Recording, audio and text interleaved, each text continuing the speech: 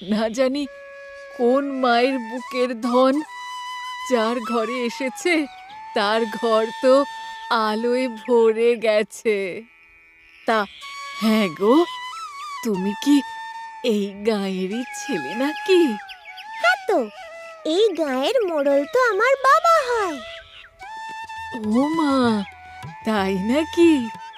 এই গাঁয়ের মোড়ল তো খুব ভালো মানুষ গো। তাই তো এই গ্রামে এমন সুখ শান্তি। সেই বাড়ির ছেলে, তাই তো এমন ন্যায়বোধ। তবু তো তোমায় ঠিকঠাক দাম দিতে পারলাম না। বড় ভালো লাগলো গো তোমায় দেখে। তুমি এমন তৃপ্তি করে খাচ্ছ দেখে আমার মনটা ভরে যাচ্ছে। আমার আজকের ফেরি সার্থক হলো। আচ্ছা, আমি কি আর কয়েকটা ফল নিতে পারি? হ্যাঁ হ্যাঁ হ্যাঁ, নিশ্চয়ই পেতে পারো। আর তো মাত্র কটা ফল আছে, আর এত বেলায় কেউ কিনবে বলে মনে হয় না। তুমি তুমি খেয়ে নাও। না না, আমি খাবো না। আমার খাওয়া হয়ে গেছে। আমি তো দাদা ভাইয়ের জন্য নিয়ে যাব। দাদার খুব ভালো লাগবে। ঠিক আছে, এই নাও।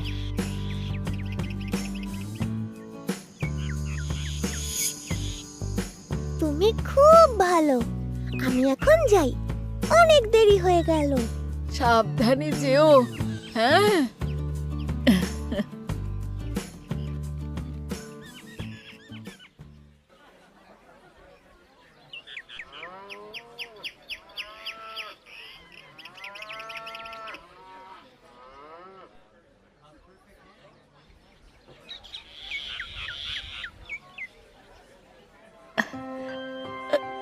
কি হলো? আমার ঝাঁকাতে তো একটাও ফল নেই। সব ফল তো আমি ওই বাচ্চা ছেলেটার হাতে তুলে দিলাম। ফাঁকার মধ্যে আছে শুধু ওই ছেলেটার দেওয়া কয়েকটা ধান। তাহলে ঝাঁকাটা এমন ভারী ভারী লাগছে কেন? আহ, নাকি এ সবই আমার মনের ভুল?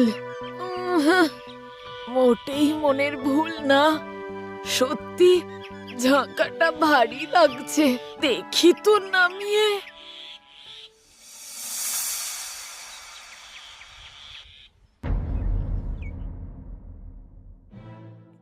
এ কি? এ আমি কি দেখছি? আমার ঝুড়িতে এমন দামি দামি ধনরত্ন কোথা থেকে এলো? শুধু তো কয়েকটা ধান ছাড়া ঝাঁকা পুরোপুরি শূন্যই ছিল। তাই তো, সেই ধানগুলোই বা কোথায় গেল? তার মানে কি সেই ধানগুলোই এসব ধনরত্ন হয়ে গেছে? হ্যাঁ হ্যাঁ, তাই হবে। হ্যাঁ হ্যাঁ, তাই হবে। তার মানে ও ও কে ছিল? প্রভু, তুমি কোথায় গেলে প্রভু? আমায় আরেকবার দর্শন দাও।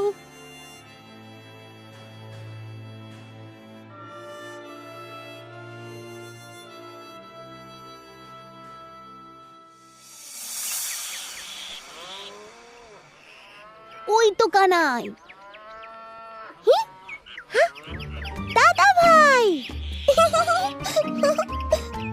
কি রে, তুই এখনো বাড়ি যাসনি কেন? আর তোর হাতে এগুলো কি? কালো জাম, তোমার জন্য। আমার জন্য? কোথায় পেলি? আমাদের গায়ে তো কালো জামের কোনো গাছ নেই। নেই তো, আমি তো এই ফলগুলো কিনে এনেছি তোমার জন্য। কিনে এনেছিস না আবার চুরি করেছিস? না না, সত্যি বলছি দাদা ভাই, আমি এই ফলগুলো দাম দিয়ে কিনেছি। তাই নাকি? তো দামটা দিলি কি করে? তোর কাছে কি অর্থ আছে নাকি? অর্থ দিয়ে না, ধান দিয়ে কিনেছি গো। আমার কত বুদ্ধি ভাবো। ধান দিয়ে কালো জাম কিনেছিস? আবার মিথ্যে কথা।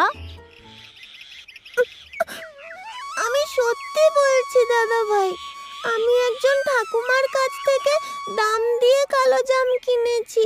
বিশ্বাস না হলে আমার সাথে চলো, ঠাকুমা নিজেই বলবে।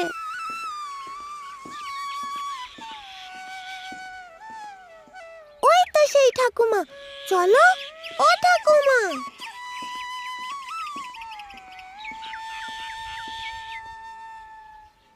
প্রভু, প্রভু, তুমি আমায় দর্শন দিতে ফিরে এসেছো। দেখো না, কেউ আমার কথা বিশ্বাস করে না, তাই তোমার কাছে এলাম।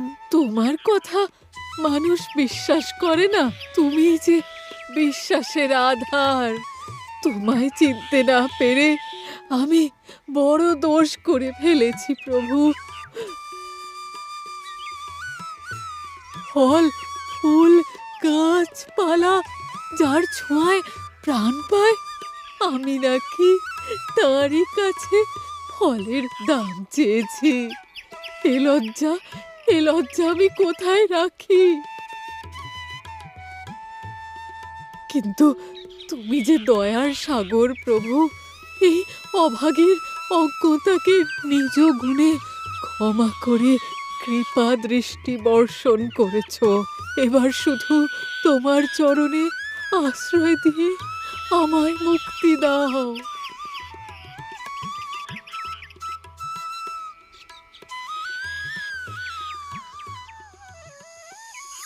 তোমার ঝাঁকার ফল খুব মিষ্টি, আর তার চেয়ে বেশি মিষ্টি তোমার ব্যবহার। আমি খুব খুশি হয়েছি।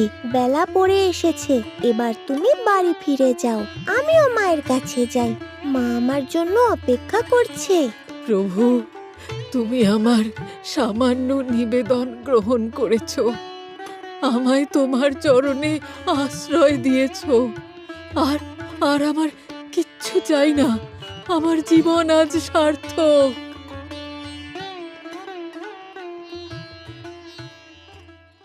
এই দেখো, আমি তো দামের কথাটা ওই ঠাকুমার মুখ থেকে শোনাতেই ভুলে গেলাম।